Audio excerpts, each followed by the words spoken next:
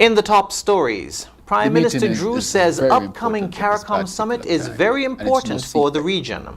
Former Caribbean leaders are warning of humanitarian impact in Cuba after fuel blockade. And United Nations reporting that Sudan atrocities point to genocide. Hello and welcome to the ZIZ Midday Major Newscast. Today's Friday, the 20th of February 2026. I'm Jason Davis.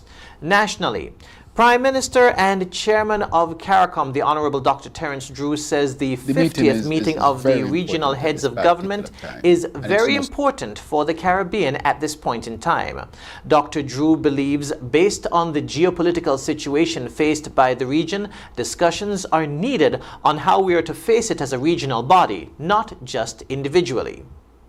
The meeting is very important at this particular time, and it's no secret that based on the nuances of the geopolitical situation at this particular time, especially where CARICOM, members of the community, have been brought into the spotlight, I think that this meeting carries that significance. How is the region going to continue to deal with the shift in the geopolitics as it pertains to CARICOM? So that alone, that shift that is affecting members of the community and the broader Caribbean would make this meeting very significant in the sense that this is where we will discuss the matters and seek to come out with positions, consensus, and an approach to continue to protect our region and our people.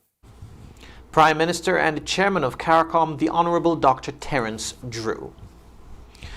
The High Court has dismissed a claim brought by the Eastern Caribbean Collective Organization for Music Rights, or ECHO Incorporated, and ordered the organization to pay the government of St. Kitts and Nevis 10,000 Eastern Caribbean dollars in costs.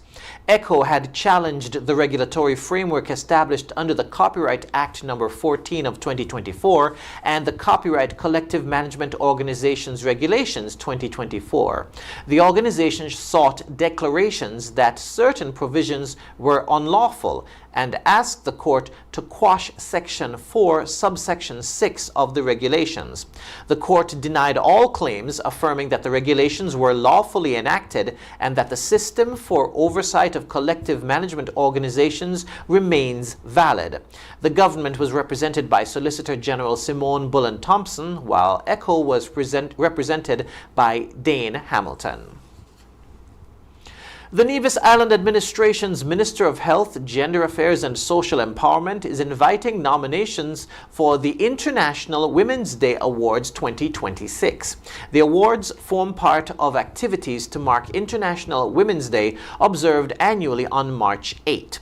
This year's celebration is being held under the theme Rights, Justice, Action for All Women and Girls. The initiative seeks to recognize outstanding Nevisian women who have made a strong impact in their communities and across the island through leadership, service, and professional excellence. Nominations are open in the following categories: women in finance, women in agro-processing, women in arts and culture, women in law, and women in the circular economy. Members of the public are encouraged to submit the names of deserving women who continue to advance opportunities for others and help drive national development, and are reminded that nominees must be Nevisian. The deadline for nominations is March 15. For more information, persons can call 469-5521, extension 6752. Moving now to news on the regional scene, a group of former Caribbean heads of government is warning of a potential humanitarian crisis in Cuba after what they describe as a fuel blockade against the island. In a joint statement, the regional leaders condemned a United States executive order issued on January 29 targeting countries that supply oil to Cuba. They argue the measure could severely disrupt daily life for the island's 11 million people by affecting electricity generation, food production, healthcare, and educational services. Among the signatories are former Prime Ministers Bruce Golding and P.J. Patterson of Jamaica, Kenny Anthony of St. Lucia, Frundle Stewart of Barbados, Donald Ramotar of Guyana, Keith Rowley of Trinidad and Tobago, Tillman Thomas of Grenada, and Edison James of Dominica. The former leaders say the policy amounts to economic warfare and warn it risks causing widespread suffering by restricting fuel supplies to the country. The statement also links the issue to Caribbean foreign policy history, recalling the December 1972 decision by 4 regional prime ministers to establish diplomatic relations with Cuba despite international pressure. They note that for more than 5 decades, Cuba has provided medical assistance, scholarships, and disaster relief support across the region. The former leaders are calling for the order to be repealed and are urging regional and international support for the Cuban people, while reaffirming the Caribbean's commitment to peaceful dialogue and international law. Venezuela has signed a new amnesty law that could lead to the release of hundreds of people detained for political reasons. Officials say the measure will apply to politicians, activists, lawyers, journalists, and others who were arrested during periods of political unrest over the past 2 decades. The move represents a major policy shift for authorities who have long denied holding political prisoners. Families of detainees have welcomed the announcement, but say releases have been slow, with many people still in custody. Human rights groups report that hundreds have been freed in recent weeks, while more than 600 others remain detained. The law allows persons accused of offenses linked to political conflicts, including events surrounding the 2024 presidential election, to apply for full amnesty. Authorities say the measure is intended to reduce political tensions and open the door to greater dialogue. Internationally, a United Nations fact-finding mission says evidence from the siege and capture of the Sudanese city of El Fasher points to genocide.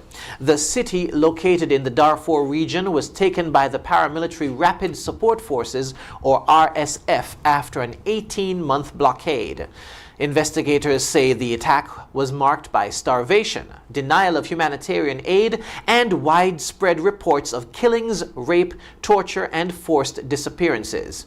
The UN team concluded that members of the Zaghawa and Fur communities were deliberately targeted, describing the findings as consistent with acts of genocide.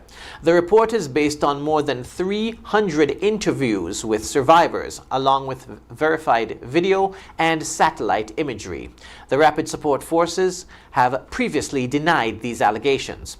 The war in Sudan began in April of 2023 following a power struggle between the National Army and the RSF, and has since spread across the country, with both sides accused of human rights abuses. International officials are now calling for criminal investigations and greater accountability, warning the risk of further atrocities remains high.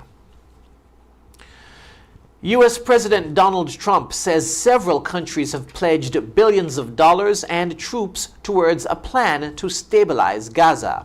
Speaking on Thursday at the inaugural meeting of his newly formed Board of Peace, Trump said 9 members have committed a total of $7 billion for relief efforts, while 5 countries have agreed to deploy forces as part of an international stabilization mission. The United States also announced a separate $10 billion contribution, although details of the funding have not been provided and would require approval from Congress.